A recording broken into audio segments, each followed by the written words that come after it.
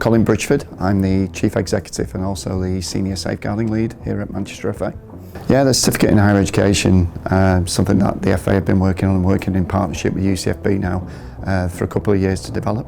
I think last year was the first cohort of students which were looking to get involved, and this was a real practical opportunity where both the FA and county FAs can help to support and actually provide an understanding more about what actually goes on working within football. And I'm sure this course and maybe the opportunity with the work placement, which is on offer as well, gets people to really understand the real true meaning and where all football sits together. And the modules which are in play do give the opportunity to have a wealth and a breadth of knowledge of the development and development courses and certainly the development work and the team and the support mechanisms that we have in place which help pretty much grow and develop the football. And it really does give you a real intense opportunity to learn more about what day-to-day is really like. Working in football, you've got to be flexible, you've got to be agile. It isn't a 9-to-5 job, and it really does kind of open people's eyes to understand. Everyone wants to work in football. It's a great opportunity without a shadow of a doubt. I'm so proud, and I know my team are, to be involved in football, and that's probably what drives us on. You get really enthused by it. But just seeing how it works day to day, week to week, I think is a real good opportunity. That probably brings the whole course together for me, because you can say, I remember picking that up in that particular module and absolutely driving it into the day-to-day conversation and seeing how people collaborate and work together. It's not a siloistic world of football development. Your club development officer's got to work with your facilities officer, your designated safeguarding officer's working with your referee development officer, so you can really see that connectivity. And it really does, bode well for students who do come in and go, actually really enjoyed.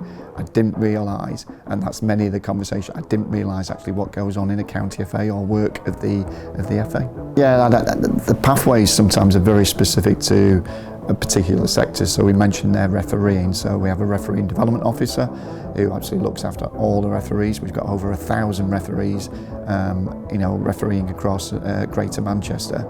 And there really is an important part that they play, not just recruiting, but retaining, but developing. And they will work obviously in that aspect around looking after both the mentoring piece, but equally the academy that we have, but then just developing people who want to enjoy that side.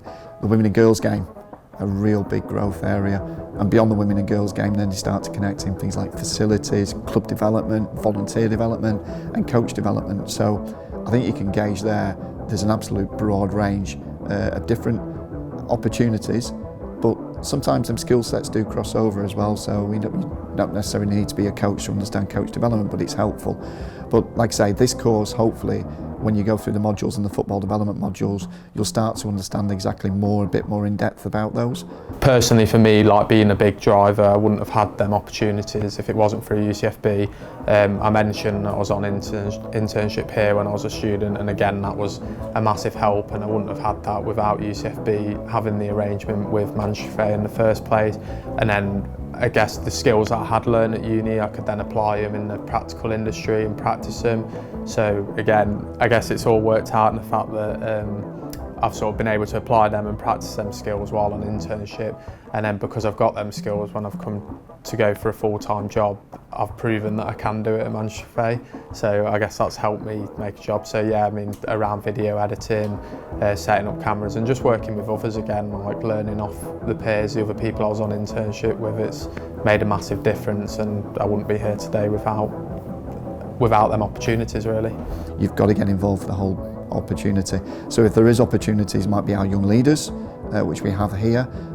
So it's to seek the additional opportunities whilst doing the course. Don't contact late. If you start the course and you start working, whether it's part-time or full-time, and it's obviously very remote, that you can do it at your own speed whenever you want, which is a real great practical piece. Get in touch. Be contacting in your county FA, your local county FA, have that conversation.